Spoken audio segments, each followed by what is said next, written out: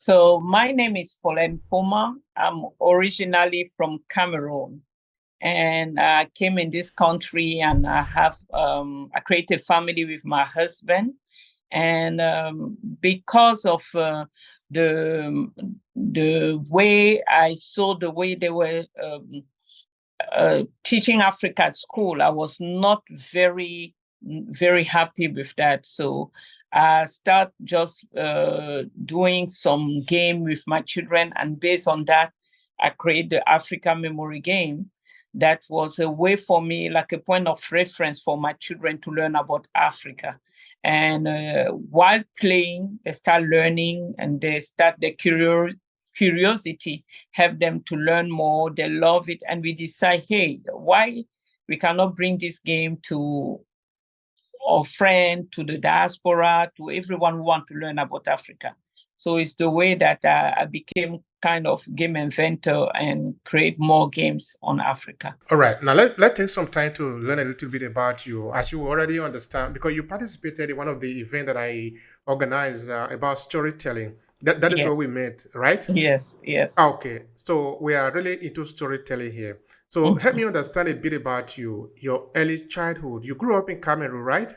Yes, sir. Take us to those days. Okay, so I grew up in Cameroon with the love of, African kids cannot express more how childhood is in Africa, because people have the image of Africa as poverty and everything. But as children, we don't see all of that. I remember growing up with hand games, feet games, with the rope. You know how to dance, the music, and all of that, and also soccer, because we are in Cameroon. We love soccer, like everybody know. We love soccer. So when we arrive in Europe or we arrive in America, is when you discover the poor image they have on Africa, and you are kind of shocked.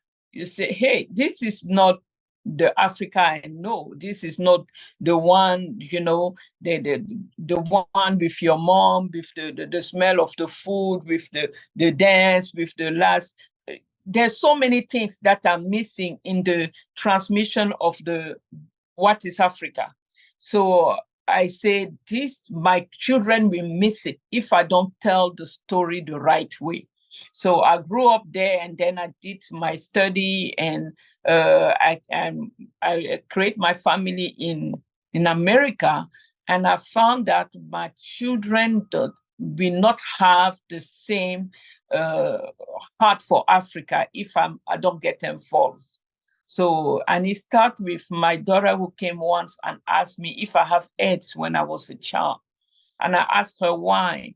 She said when she was at school at Black History Month, they showed them video with children of Africa who have AIDS. And I was so shocked. I was shocked.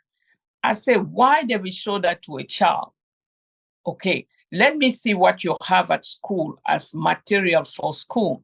And I look around, my son say, no, we don't have really anything about Africa. We don't even have a map of Africa in school. So the only one who has something was this 7th grade child who was studying one country on Africa. And every year per county, they will choose one country. They will choose like Ghana, or they will choose Ethiopia, or perhaps South Africa, one country only to represent all 54 countries. So I said, this is not normal. You need to learn more.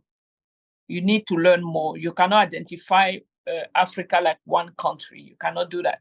And we start creating from scratch question, answer. And when you don't know, you pay something, just like an incentive. And we build the Africa memory game that way. I say, hey, how about putting this together and making it exactly like a game anyone would like to see, So as family are playing, they are learning about each other. And then I found that actually is helping us also African, because Nigeria is the neighbor of Cameroon, but how many people know exactly what is the capital of Nigeria. There's a lot of Africans who don't know. A lot of them, you ask them, they will tell you Lagos. They will tell you, you understand. Some don't know that Abuja is one of the main cities. Some don't know Ibadan. Some don't know. So it's helping also African to learn about each other. And Nigeria, Cameroon, they are even close. Perhaps they may know. But how about people from Cameroon learning about Botswana? How about you in Botswana learning about Egypt? So I say this is a game that can bring people together and unite them through knowledge. And then I saw also, how about the diaspora? How the diaspora will get there? Because the diaspora is so willing to learn. They are hungry. The Caribbean and all of these, they are hungry.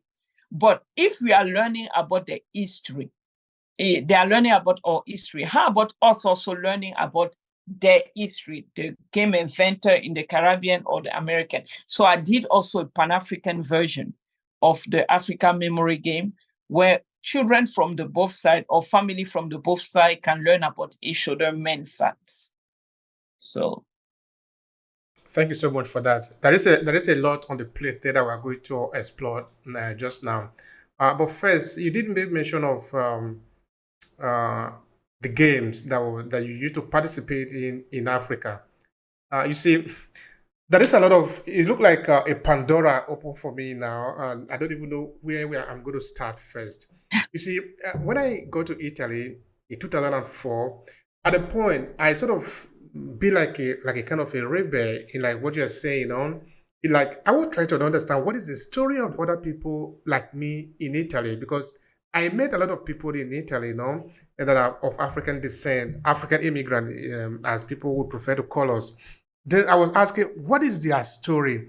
I really didn't find anything I could hold on to. Of course, I could go to maybe the missionary, European missionary or Italian missionary who go to Africa, who talk about Africa.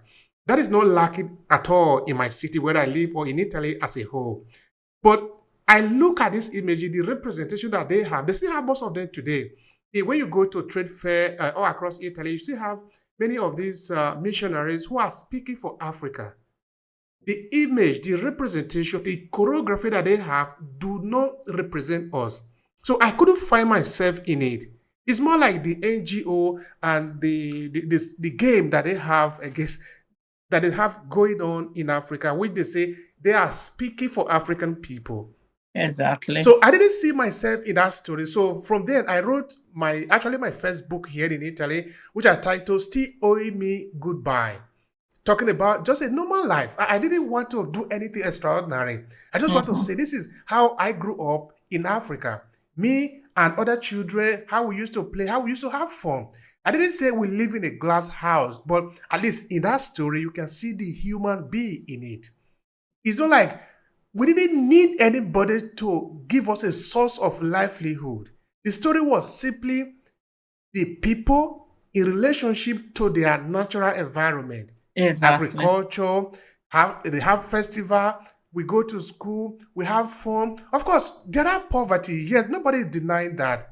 But you dare not take away our humanity. It is absolutely important.